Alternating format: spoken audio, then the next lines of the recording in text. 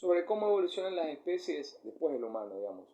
Eh, lo que Darwin va a proponer son tres, en realidad, conceptos para poder entender qué quiere decir evolucionar. El, el primero, lo que va a tratar es explicar el conjunto, el proceso evolutivo, digamos. Esos tres conceptos son la variabilidad inicial, el segundo es la famosa selección natural y el tercero es evolución sin dirección. Esos tres conceptos son los que van a definir qué quiere decir evolucionar. ¿Bien? Primero, vale aclarar que muchas veces confundimos nosotros especie con individuo. Nosotros estamos hablando de una especie. Variabilidad inicial, por ejemplo. ¿De qué? De los individuos en el interior de una especie. ¿Sí? No es entre especies ni en distintas. Tenemos que explicar primero cómo evoluciona una especie. Y lo primero que hay que hacer para entender la evolución es que las especies no son homogéneas, eh, sino que hay ciertos cambios y variabilidades que implican una diferencia sustancial en cada una de los individuos que hacen a esa especie.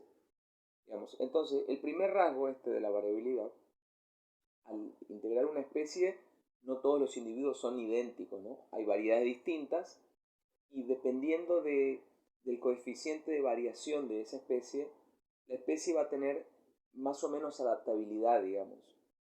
Va a tener más o menos chance de sobrevivir a ese medio. Por ejemplo, se me ocurre, vamos al coronavirus, que es un tema que nos tocó a todos. Supongamos que este virus algunas personas las matan, ¿no? Hay personas que se enfermaron, que digamos desarrollaron la enfermedad, el virus, desarrollaron una fiebre, no les pasó nada, otros tuvieron problemas pulmonares y otros murieron. Digamos, a algunos le daban síntomas de una fiebre, de una neumonía bilateral, y otros fueron asintomáticos totalmente, como lo hemos comprobado. Los humanos son todos humanos, y entonces, ¿qué pasa? Evidentemente hay variaciones, y es importante que ese nivel de variaciones este, haga que la especie pueda sobrevivir. Si la especie fuera mortal al virus, una vez que llega y se constituye, muere la especie y no hay evolución. La evolución justamente es transformación, cambio de una especie. Si la especie fuera homogénea, no habría chance de adaptarse, entonces las especies morirían o vivirían, pero no evolucionarían. Entonces, el punto 2 es el de la selección natural. Algunos dicen que Darwin se inspiró en la observación de los criadores de ovejas. Nosotros lo que vamos a hacer es dar el ejemplo en vez de hacerlo con ovejas, hacerlo con vacas, digamos. Que es lo mismo.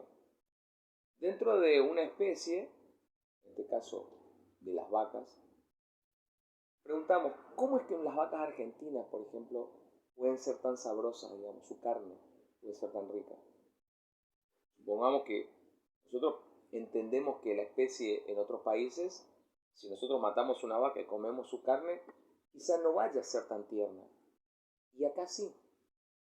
Es producto de la cría, dice Darwin. Los criadores son los que...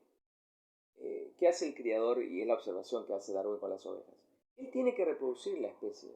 ¿Sí? Tomar el macho, en este caso un toro, y acá tengo, por otro lado, la vaca. Entre la vaca yo puedo tener una vaca que está bien parada, digamos, que da buena leche, que es gorda, que es saludable. Y después tengo otras vacas que son flacas, esmirriadas, digamos, que casi no dan leche, que pueden estar arrugadas. ¿Qué hace el criador? De estas dos vacas va a descartar la que es flaca y no la va a cruzar. Y la otra, que tiene buena carne, que es un buen individuo, la va a cruzar con el toro. ¿Qué hace el criador? Selecciona qué individuo va a sobrevivir y cuál no va a sobrevivir. Él eligió qué vacas, el criador en este caso. ¿Se entiende? Entonces, no es que el individuo se esté adaptando a un medio, Es el primer comentario que hacemos. ¿Qué se genera? Un individuo no sobrevivió, otro sí tiene descendencia.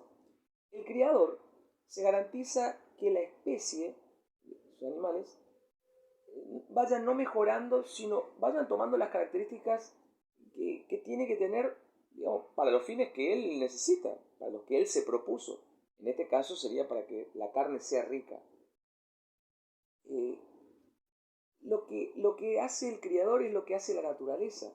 Es la naturaleza la que selecciona qué individuo en el interior de una especie va a sobrevivir y cuál va a morir.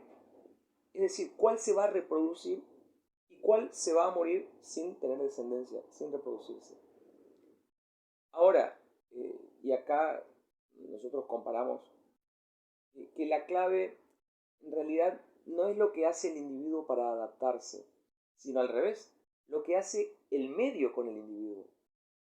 Digamos, es el medio el que va a seleccionar a esos individuos que se van a reproducir. Queda clara la diferencia, ¿no? Selección natural quiere decir esto. Eso es lo que dice Darwin. No es supervivencia del más apto, o sí, pero si entendemos qué quiere decir, ¿no? En tanto que selección natural. 3. Ahora vamos a la evolución sin dirección. En el origen de las especies, Darwin plantea una evolución que no tiene dirección. No hay como teleología, digamos, en la evolución. Finalidad, no hay una línea, no hay un fin último, sino que es un poco aleatorio y sin dirección. No hay una tendencia, digamos, ni finalidad. Entonces, no podemos decir exactamente que las especies mejoran, como normalmente se dice. En realidad, una especie